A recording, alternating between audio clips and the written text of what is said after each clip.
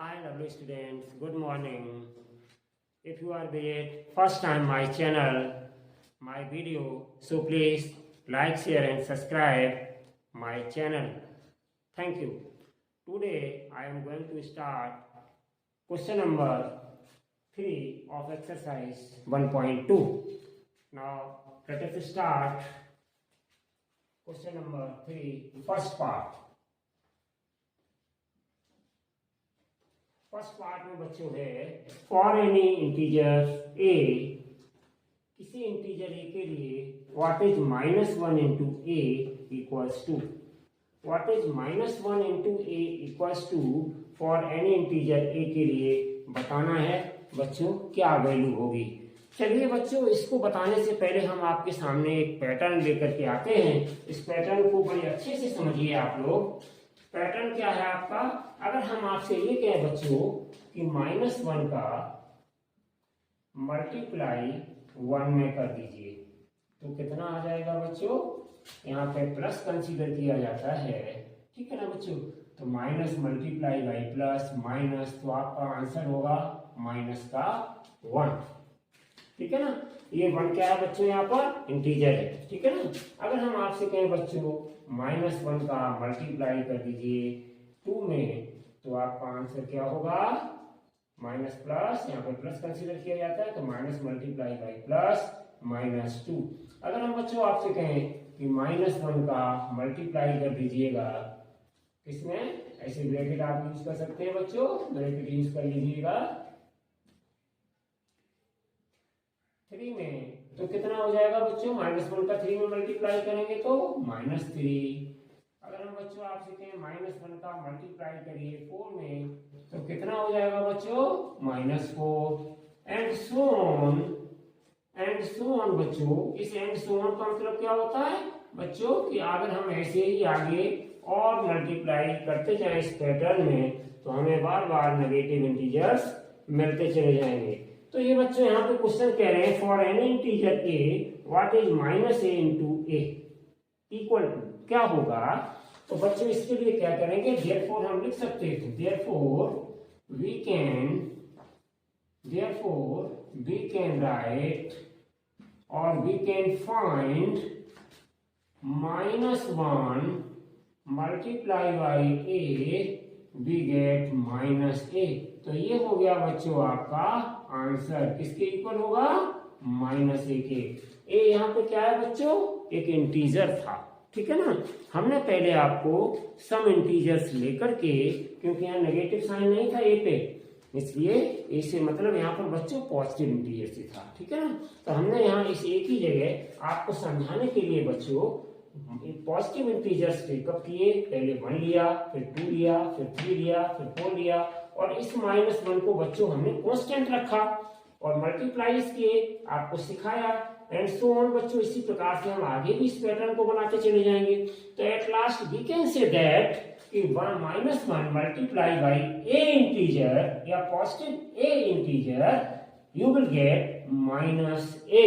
तो ये रहा बच्चों आपका first part. Now we are going to solve second part of question number 3. तो second part of question number 3 बच्चों सॉल्व करने के लिए पहले हम क्वेश्चन को अच्छे से रीड करेंगे।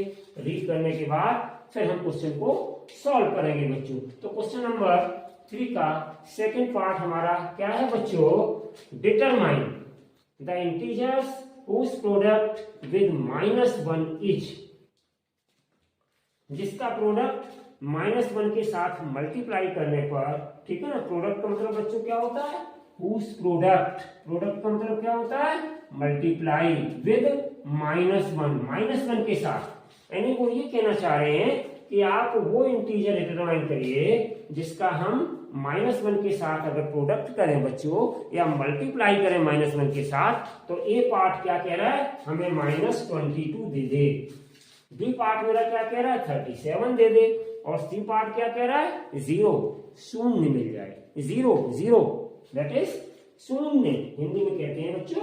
तो इसके लिए आप क्या करोगे कि ए पार्ट जो बच्चों है आपका, देखिए ध्यान से देखिएगा, ए पार्ट है आपका, तो हम इसको ध्यान से देखेंगे।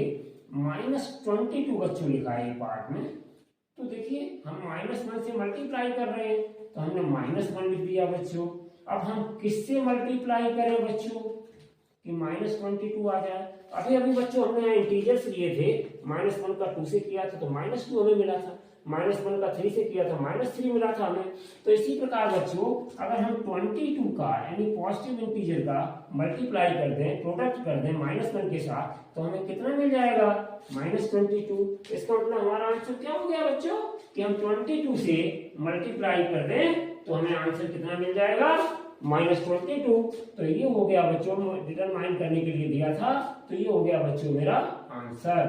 चलिए बच्चों अब हम बढ़ते हैं बी पार्ट की तरफ। तो बी पार्ट में कितना आ जाए 37। तो बच्चों याद रखिए कि हमेशा प्लस का पॉजिटिव इंटीजर हमें फाइंड आउट करने के लिए अगर माइनस मल्टीप्लाई बाई माइनस मिल जाए बच्चों तो ये हो जाता है आपका प्लस। तो 37 कैसा नंबर है बच्चों, प्लस का नंबर है। तो देखिए मेरे पास 37 बच्चों नंबर है और ये हमें प्राप्त करना है। तो हम देखिए -1 के साथ तो मल्टीप्लाई करेंगे ही करेंगे। अब आपको समझ में आ गया होगा कि हम यहाँ पर कौन सा इंटीजर लें कि प्लस का आ जाए। तो माइनस तो बच्चों ये है ही और एक माइनस हम और ले लें, और माइनस में भी कौन सा लें 37 ही ले लें क्योंकि 1 में मल्टीप्लाई करना है। तो माइनस माइनस प्लस हो गया, तो ये हो गया बच्चों -37 आपका आंसर। अब उसके बाद सी पार्ट है बच्चों, सी पार्ट है 0। तो देखिए 0 के लिए बच्चों कोई भी आपके पास इंटीजर हो, चाहे -1 के साथ प्रोडक्ट कर रहे हो चाहे -2 के साथ प्रोडक्ट कर रहे हैं। एक क्वेश्चन और आया था जिसमें हमने 0 से पिछले वीडियो में मल्टीप्लाई किया था, इससे पहले वाले क्वेश्चन से बच्चों फर्स्ट क्वेश्चन में, तो वहां भी हमने क्या लिया था आंसर 0 लिया था। 0 का मल्टीप्लाई आप किसी भी इंटीजर के साथ कर दें बच्चों तो यू विल गेट ऑलवेज 0।